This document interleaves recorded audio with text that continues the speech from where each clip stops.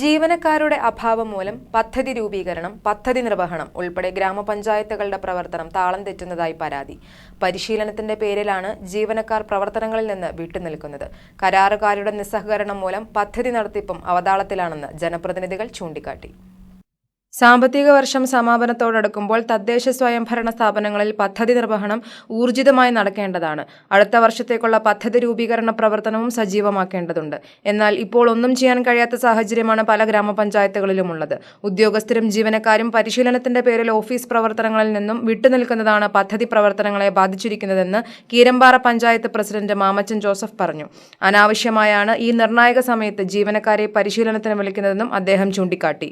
പഞ്ചായത്തിൽ പല രീതിയിലുള്ള പ്രവർത്തന തടസ്സങ്ങൾ നേരിടുകയാണിപ്പോൾ.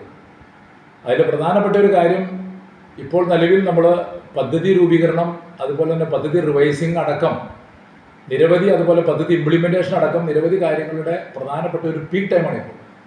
പക്ഷേ ഇപ്പോൾ ഈ പീക്ക് ടൈമിൽ വളരെ ദുഃഖകരമായ ഒരു കാര്യം പറയാനുള്ളത്, സ്റ്റാഫുകളെ അനാവശ്യമായിട്ട് പഞ്ചായത്തിലെ സ്റ്റാഫുകളെ പല കാര്യങ്ങളും പറഞ്ഞ് ട്രെയിനിങ്ങിൽ വിളിച്ചിരിക്കുകയാണ്.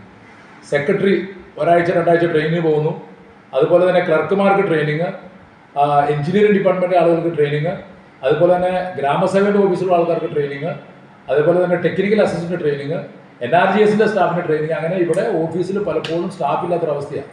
കരാറുകാർ പദ്ധതി പ്രവർത്തനങ്ങൾ ഏറ്റെടുക്കാത്തതും ഗ്രാമപഞ്ചായത്തുകൾക്ക് തിരിച്ചടിയായിരിക്കുകയാണ്. കടുത്ത സമ്മർദ്ദം ചെലുത്തിയാൽ പോലും കരാറുകാർ ടെൻഡർ എടുക്കാൻ തയ്യാറാകുന്നില്ല.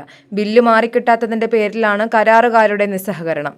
സാഹചര്യം കണക്കിലെടുത്ത് സർക്കാർ ഇടപെടൽ ഉണ്ടാകണമെന്നും മാമച്ചൻ ജോസഫ് പറഞ്ഞു. ത്രിതല പഞ്ചായത്തുകളുടെ ഒരു കോൺട്രാക്ട് പോലും കോൺട്രാക്ടർമാർ എടുക്കുവാൻ തയ്യാറല്ലാത്തൊരവസ്ഥയാണ്. അതിന് പ്രധാനപ്പെട്ട കാരണം, അവരുടെ എല്ലാം കയ്യും കാലും പിടിച്ചാൽ പോലും അവർ പറയുന്നത്, ഞങ്ങൾ ചെയ്ത 8ഉം 10ഉം പണികൾക്ക് ഞങ്ങൾക്ക് ഇതുവരെയും പണം ലഭിച്ചിട്ടില്ല. ആ പണം ലഭിക്കാത്തത് കൊണ്ട് ഞങ്ങൾക്ക് ഇനി വേറെ പുതിയ കോൺട്രാക്ട് എടുക്കാൻ പറ്റില്ല എന്നുള്ളൊരവസ്ഥയാണ്. അപ്പോൾ അങ്ങനെ വരുമ്പോൾ 1 or 2 പ്രാവശ്യം ടെൻഡർ ഇട്ടാൽ പോലും, കൊട്ടേഷൻ ഇട്ടാൽ പോലും ആളുകൾ എടുക്കാത്തൊരവസ്ഥ കൂടി സംജാതമായിരിക്കുകയാണ്.